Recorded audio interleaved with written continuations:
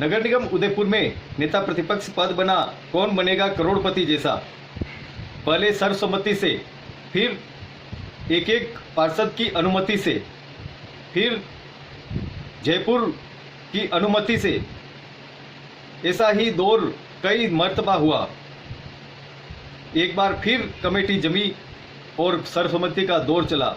बात नहीं बनी तो एक एक पार्षद को बुलाया गया, फिर बात नहीं बनी तो चुनावी प्रक्रिया हुई और फिर भी असमंजसता की स्थिति बनी रही और आखिर में गेंद जयपुर के पाले में ही डाल दी गई। क्या कहा पर्यवेक्षकों ने और नेता प्रतिपक्ष बनने की दौड़ में खड़े हुए पार्षदों ने, देखिए हमारे साथ ये खास खबर। उदयपुर के विज्ञान भवन समिति के प्रांगण में खड़े ये कांग्रेस पार्षद और नेता अपने नेताओं को भले ही एकता का परिचय दे रहे हों नारों से। जिंदाबाद सोनिया गांधी, जिंदाबाद राहुल गांधी, जिंदाबाद सोनिया गांधी, जिंदाबाद अशोक गहलोत, जिंदाबाद सचिन पायलट, जिंदाबाद। ये सभी नेता और पार्षद मनभेद की बात जरूर नहीं कर रहे हैं, लेकिन मतभेद की बात उजागर हो रही है और नेता प्रतिपक्ष पद में 3 उम्मीदवार घमासान रण में दिख रहे हैं। आप देख रहे हैं विज्ञान भवन में ये कवायद के नज़ारे आप देख रहे हैं। नेता प्रतिपक्ष पद के लिए कांग्रेस के वरिष्ठ नेता विज्ञान भवन प्रांगण में पहुंच रहे हैं और ये इस कवायद में जुटे हैं कि इन तीनों पार्षदों में से कौन नेता प्रतिपक्ष बने, कौन योग्य हैं, कितना योग्य हैं। इसके लिए कई बार कवायदें भी हुई, कभी सर्वसम्मति से, कभी एक एक पार्षद को बुलाकर उनकी भावनाएं जानने के लिए, कभी चुनावी पद्धति से, कभी पाले में गई जयपुर के गेंद, लेकिन फैसला अभी तक अटका हुआ है। कब ये फैसला आएगा, लेकिन एक बार बारिश होने के बावजूद भी सभी के पारे चढ़े हुए हैं और अटके हुए हैं। नेता प्रतिपक्ष के पद में डॉक्टर गिरिजा व्यास पहुंची विज्ञान भवन और इसी कवायद में कि यह फैसला सर्वसम्मति से हो, लेकिन पार्षद आखिर माने नहीं और पारा दिन का बढ़ता ही गया, राजनीति का बढ़ता ही गया और कवायद चुनावी हो गई। चुनाव होने के पश्चात फैसला जयपुर पर छोड़ा गया।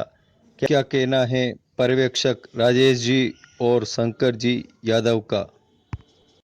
उदयपुर में नेता प्रतिपक्ष के कांग्रेस की तरफ से 3 उम्मीदवार थे। आज यहाँ पर जो प्रक्रिया अपनाई गई, इन हमारे साथ में जो जयपुर से आए जो पर्यवेक्षक की हैं, इन्हीं से जानेंगे कि क्या किस तरह का आपने क्रम अपनाया और अब क्या फैसला होना है। सभी पार्षदगणों से विचार विमर्श हो चुका है, उनकी राय हमने ले ली है। हम प्रदेश अध्यक्ष महोदय के संज्ञान में ला करके जल्दी से जल्दी जितना हो सकेगा नेता प्रतिपक्ष की घोषणा कर देंगे। जिस तरह से पार्षदों का आपने सर्वसम्मति से कुछ तय करने का भी किया, क्या पार्षदों की राय सामने आई और एक मजबूत पक्ष नगर निगम में है, किस तरह से कांग्रेस मजबूत नेता भाई जो पार्षदों की राय से जो नेता प्रतिपक्ष बन के आएंगे वो मजबूत होंगे और आने वाले समय में नगर निगम में अच्छा डट करके बीजेपी के बोर्ड का मुकाबला करेंगे और विकास के कार्य करेंगे। जी साहब बताएं। प्रदेश कांग्रेस कमेटी के माननीय अध्यक्ष सचिन पायलट जी के निर्देशानुसार आज मैंने और हमारे मुख्यालय के सेक्रेटरी राजेश चौधरी जी ने उदयपुर नगर निगम में सभी कांग्रेस पार्टी के विजयी 20 पार्षदों से आज उनकी राय जानी। नगर निगम में प्रतिपक्ष के नेता के लिए सभी ने बहुत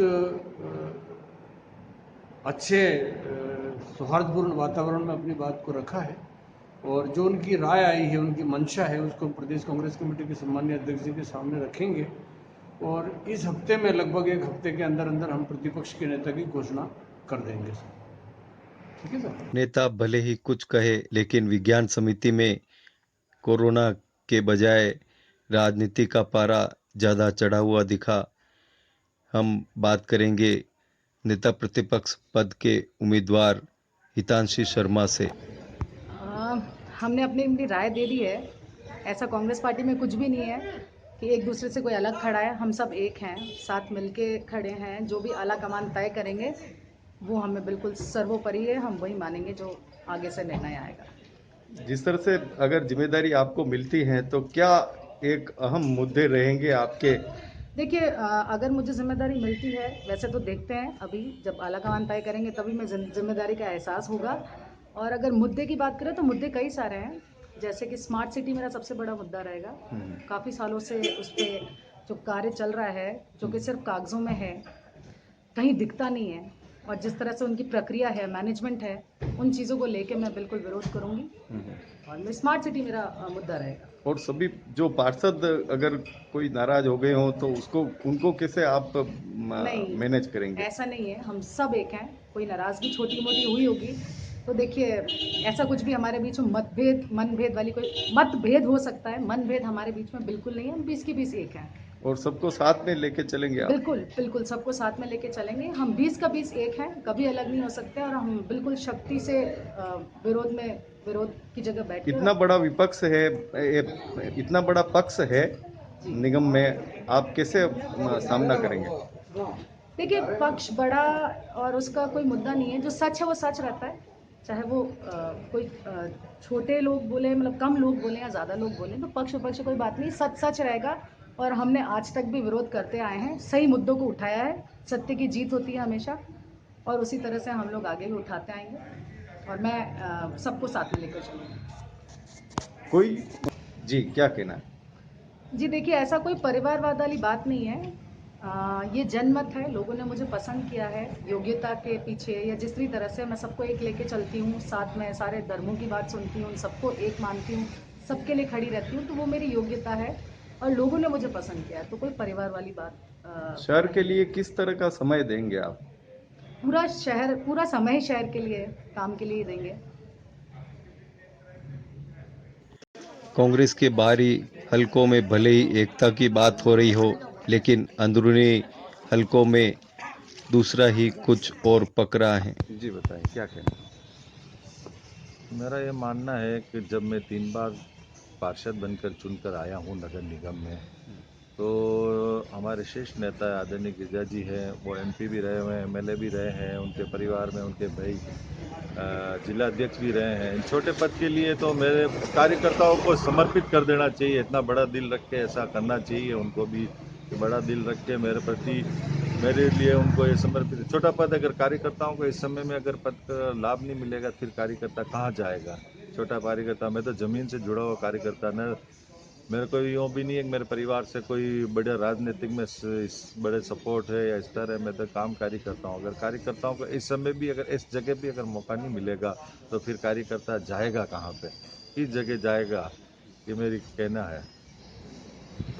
जो नेता बनाने की प्रक्रिया होती है उसमें कार्यकर्ता का चयन होता है। कार्यकर्ता का चयन में मैं एक सफल कार्यकर्ता और सबसे अनुभवी कार्यकर्ता होने के नाते मैंने उनसे कल जाकर आशीर्वाद भी लिया और उनके जन्मदिन की बधाई भी दी।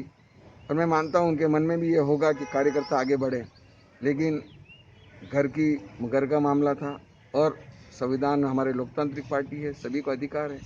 चाहे हमारे 20 ही पार्षद लड़ना चाहते तो भी लड़ सकते थे। प्रक्रिया में हमने 3 ने लड़ना तय किया, लोकेश जी गौड़ साहब, हितांशी जी और स्वयं में। तो ये प्रक्रिया बाधित नहीं हुई क्योंकि यहाँ पर लोकल लीडर उस प्रक्रिया में शामिल नहीं रहा। जो 34 ईयर 34 वर्ष का जो अनुभव है मेरा, वो कहीं न कहीं नगर निगम में सभी पार्षदों के साथ लेकर काम आएगा और हम सब एक साथ होकर सभी के अनुभव को बांटते हुए नगर निगम में उदयपुर शहर को सौंदर्यपूर्ण बसावट दे पाएंगे और एक अच्छे विपक्ष की भूमिका देते हुए नगर के सुधारीकरण का काम करेंगे।